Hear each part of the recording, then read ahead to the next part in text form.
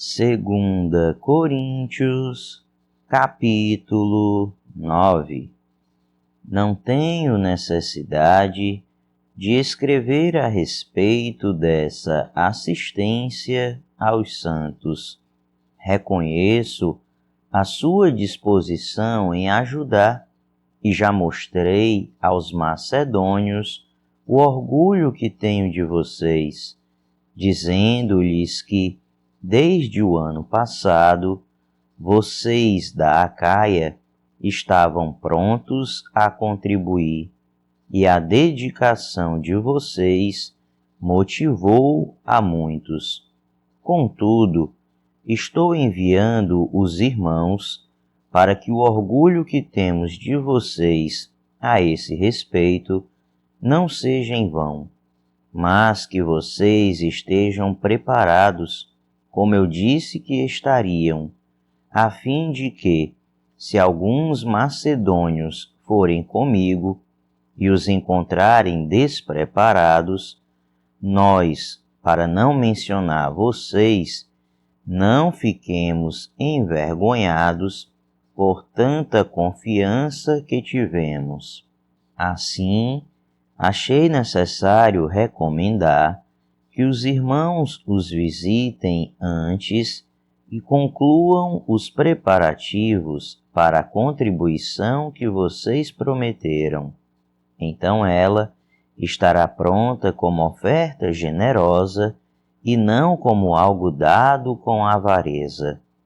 Lembrem-se, aquele que semeia pouco também colherá pouco, e aquele que semeia com fartura também colherá fartamente. Cada um dê conforme determinou em seu coração, não com pesar ou por obrigação, pois Deus ama quem dá com alegria. E Deus é poderoso para fazer que toda a graça lhe seja acrescentada, para que em todas as coisas, em todo o tempo, tendo tudo o que é necessário, vocês transbordem em toda boa obra. Como está escrito, distribuiu, deu os seus bens aos necessitados, a sua justiça dura para sempre.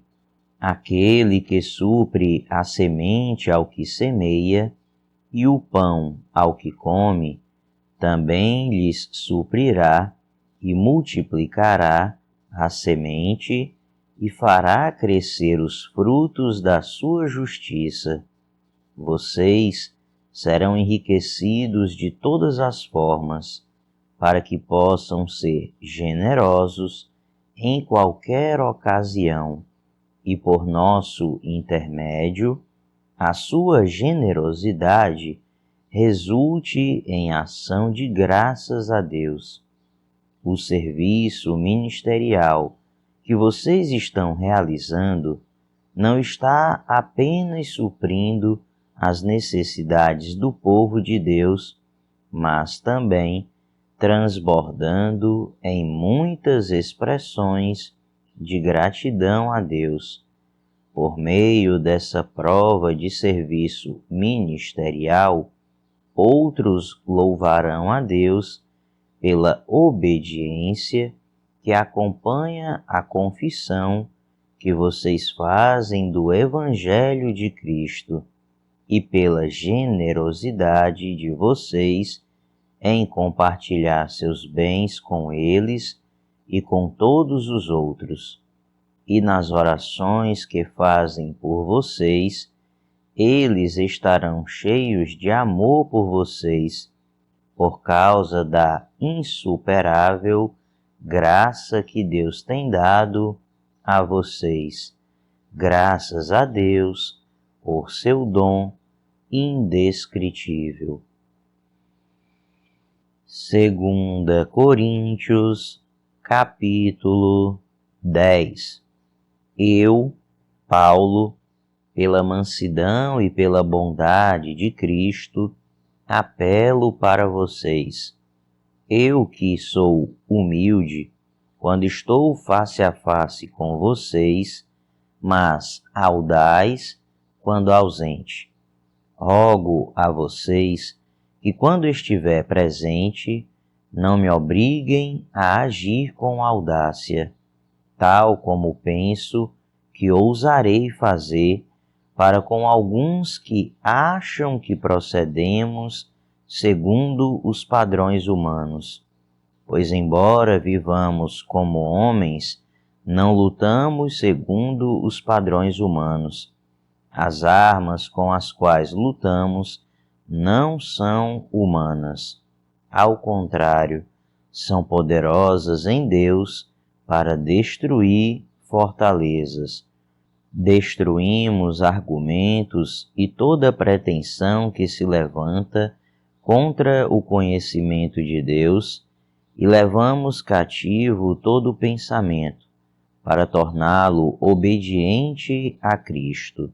E estaremos prontos para punir todo ato de desobediência, uma vez estando completa a obediência de vocês. Vocês observam apenas a aparência das coisas. Se alguém está convencido de que pertence a Cristo, deveria considerar novamente consigo mesmo que, assim como ele, nós também pertencemos a Cristo. Pois mesmo que eu tenha me orgulhado um pouco mais da autoridade que o Senhor nos deu, não me envergonho disso, pois essa autoridade é para edificá-los e não para destruí-los. Não quero que pareça que estou tentando amedrontá-los com as minhas cartas, pois alguns dizem: as cartas dele são duras e fortes, mas ele pessoalmente não impressiona e a sua palavra é desprezível. Saibam tais pessoas que aquilo que somos em cartas, quando estamos ausentes, seremos em atos quando estivermos presentes. Não temos a pretensão de nos igualar ou de nos comparar com alguns que se recomendam a si mesmos. Quando eles se medem e se comparam consigo mesmos, agem sem entendimento. Nós, porém, não nos gloriaremos além do limite adequado, mas limitaremos nosso orgulho à esfera de ação que Deus nos confiou, a qual alcança vocês inclusive. Não estamos indo longe demais em nosso orgulho, como seria se não tivéssemos chegado até vocês, pois chegamos a vocês com o Evangelho de Cristo. Da mesma forma, não vamos além de nossos limites, gloriando-nos de trabalhos que outros fizeram. Nossa esperança é que, à medida que for crescendo a fé que vocês têm, nossa atuação entre vocês aumente ainda mais, para que possamos pregar o Evangelho nas regiões que estão além de vocês, sem nos vangloriarmos de trabalho já realizado em território de outro.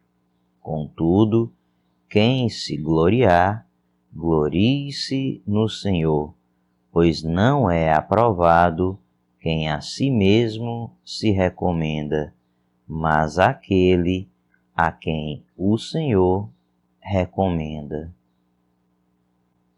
2 Coríntios, capítulo 11.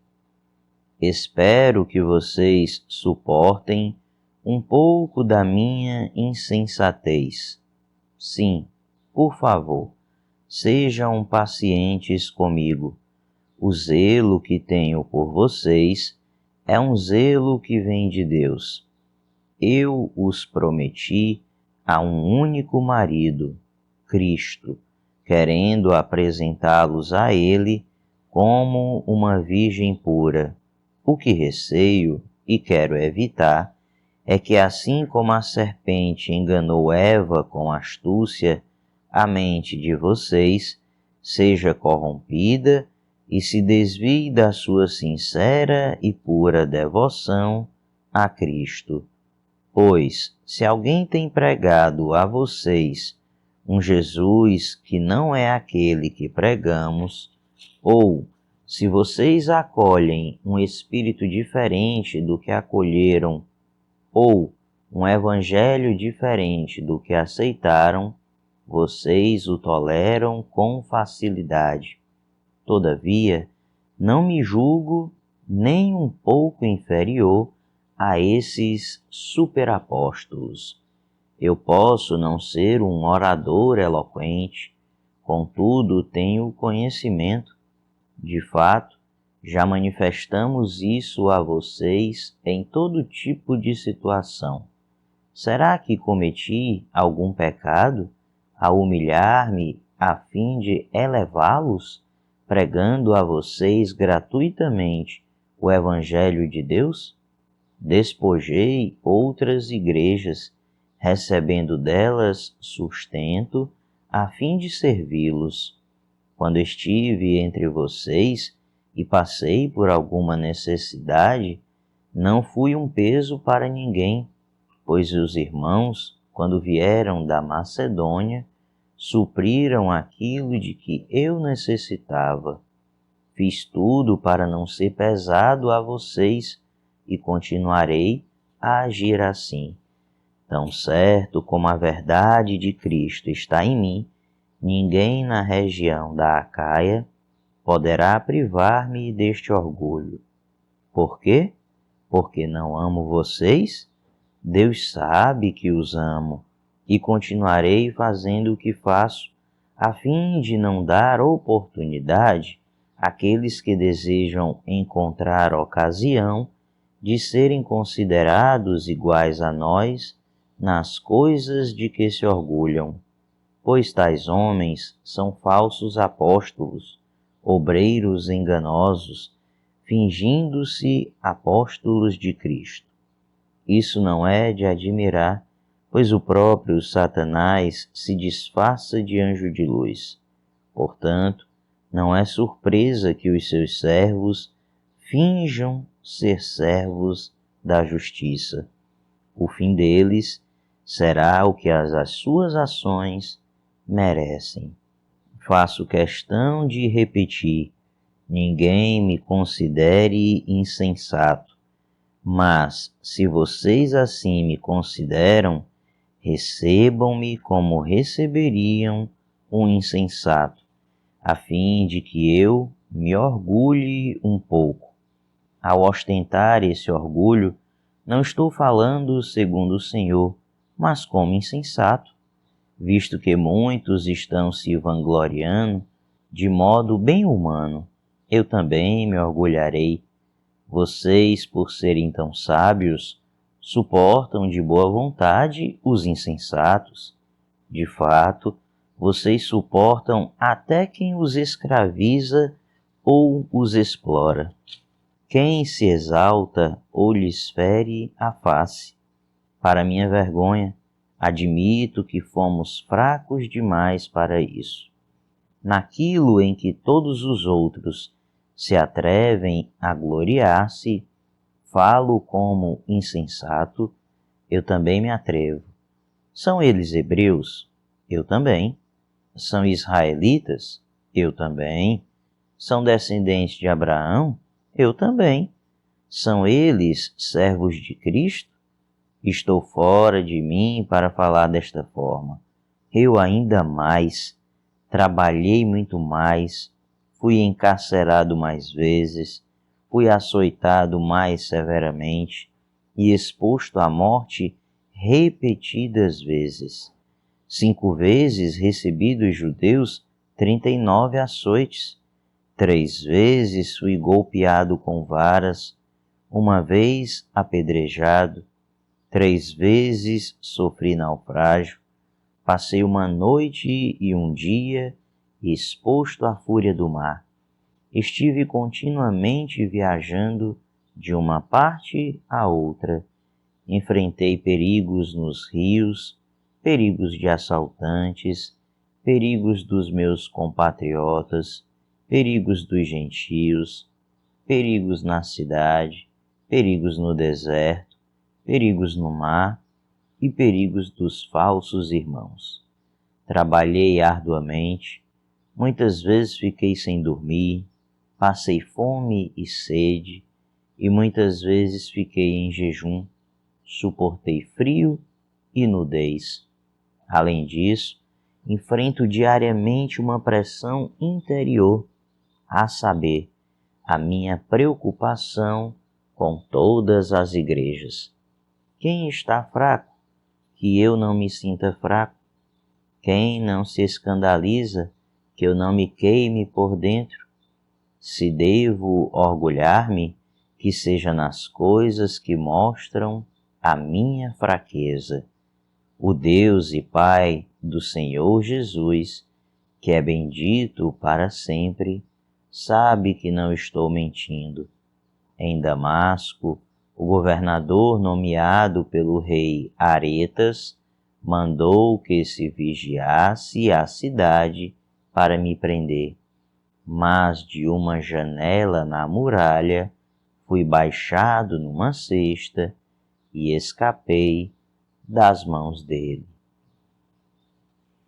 2 Coríntios, capítulo 12. É necessário que eu continue a gloriar-me com isso. Ainda que eu não ganhe nada com isso, passarei as visões e revelações do Senhor. Conheço um homem em Cristo que há 14 anos foi arrebatado ao terceiro céu. Se foi no corpo ou fora do corpo, não sei, Deus o sabe. E sei que esse homem, se no corpo ou fora do corpo, não sei, mas Deus o sabe, foi arrebatado ao paraíso e ouviu coisas indizíveis, coisas que ao homem não é permitido falar. Nesse homem me gloriarei, mas não em mim mesmo, a não ser em minhas fraquezas. Mesmo que eu preferisse gloriar-me, não seria insensato, porque estaria falando a verdade. Evito fazer isso para que ninguém pense a meu respeito mais do que em mim vê ou de mim ouve, para impedir que eu me exaltasse por causa da grandeza dessas revelações. Foi-me dado um espinho na carne, um mensageiro de Satanás para me atormentar. 3 vezes roguei ao Senhor que o tirasse de mim, mas ele me disse: minha graça é suficiente a você, pois o meu poder se aperfeiçoa na fraqueza. Portanto, eu me gloriarei ainda mais alegremente em minhas fraquezas, para que o poder de Cristo repouse em mim. Por isso, por amor de Cristo, regozijo-me nas fraquezas, nos insultos, nas necessidades, nas perseguições, nas angústias, pois quando sou fraco é que sou forte. Fui insensato, mas vocês me obrigaram a isso. Eu devia ser recomendado por vocês, pois em nada sou inferior aos superapóstolos, embora eu nada seja.